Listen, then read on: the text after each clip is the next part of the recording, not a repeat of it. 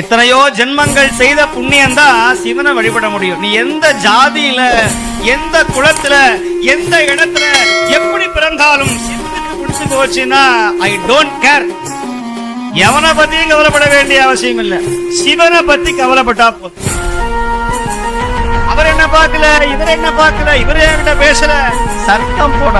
சிவன் கூட இருக்கும் போது இவன் செத்து போற கேட்டாரு, நாளைக்கு சாகும் பிணத்தை பார்த்து இன்னைக்கு சாகர பிணம் கத்தும் கணக்கு என்ன கைலாயாத்தனேன்னு சொன்ன. இருக்கும் இடத்தை விட்டு இல்லாத இடம் தேடி முதல்ல சிவன் நம்மள பாக்குறார். அவர் அறிவிக்கிறார், may help you, may help you கேட்கிறார். நம்ம உள்ள இருந்து காது கேட்காத மாதிரி இருக்கிறோம். உனக்கு ஏதாவது உதவி வேணுமான்னு கேட்கிறார்.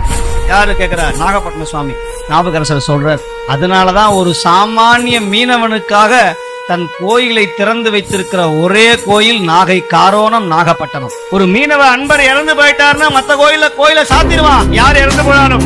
ஆனால் இந்த கோயில் அப்படி கிடையாது.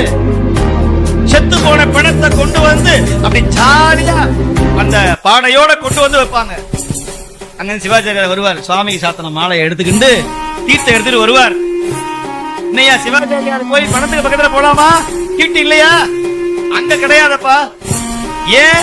இந்த சட்டத்தை உருவாக்கி தந்தவர் யாருன்னு சொன்னால் எங்கள் அதிபத்த நாயனார். ஒரு நாயனார் இந்த சுதந்திரத்தை வாங்கி அந்த அருளை நிச்சயமாக திருமுறை பாடி தர முடியும், நிறைய பிரார்த்தனை செய்ய முடியும். ஆனா என்னுடைய பிரார்த்தனை, என்னுடைய வாழ்த்து நிச்சயமா காப்பாற்றும். அதுல எந்த விதமான என்னுடைய ஈசன் வாக்கு என் நாட்டில் இருக்கிறார், சிவபெருமான் என் இருக்கிறார். அதுல எந்த விதமான சந்தேகமும் கிடையாது. ஏன்னா என்ன விட்டா அவருக்கு ஆள் கிடையாது, அவர் விட்டா நாங்கள் ஆள் கிடையாது.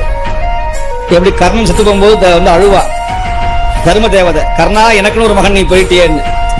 அந்த மாதிரி இன்னைக்கு எல்லாரும் சிவபெருமானை பற்றி புகழ்றதுக்கு இன்னைக்கு ஆட்கள் ரொம்ப குறைவு. ஏன்னா அவன் பக்கத்துல யாரும் போக முடியாது. அவர் சொன்னார, எலும்பு சாம்பல் ஜடாமுடி பக்கத்துல ஒரே பேய் கணங்கள் ஏக்கநாத மகன் சொல்றாரு. இது இருக்கும்போது என்ன பக்கத்துல யாராவது போவாங்களா? ஆனா அங்கதான் கருணையும் இருக்குன்னு அவர் சொல்றாரு ஏகநாத் மகாராஜ். அங்கதான்ப்பா கருணை இருக்கு.